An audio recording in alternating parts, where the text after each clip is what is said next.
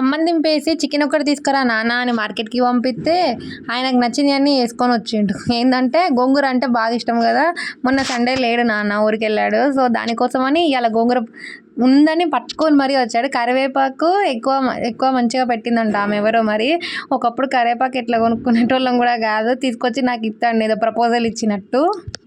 ఇంకా మా నాన్నకి బాగా అలవాటు, గోంగూర అంటే బాగా ఇష్టం కాబట్టి ఆయనే తెంపేసి ఆయనే పచ్చడి చేసుకుంటారు. దాంట్లో మనం ఇన్వాల్వ్ అయ్యే పనే లేదు. ఏదో నేను తీద్దామని అనుకునే లోపల ఒక 2-3 ఆకులు తీసే లోపల, అంతే 2-3 ఆకులు అంటే అవే ఆ కాడలు ఉంటాయి కదా అవి 2-3 తీసే లోపల మా నాన్న గిన్నెడు కోసేసిండు. అట్లా ఉంటుంది మరి మా నాన్నతోని. మా నాన్న తిరుమల తిరుపతి దేవస్థానంలో వంట దగ్గర పెట్టాలా, 100 మందికి కాదు, 200 మందికి కాదు, 1000-2000 మందికి కూడా ఆవలీలకు వలిచేస్తాడు, అంత స్పీడ్ మా నాన్న పని.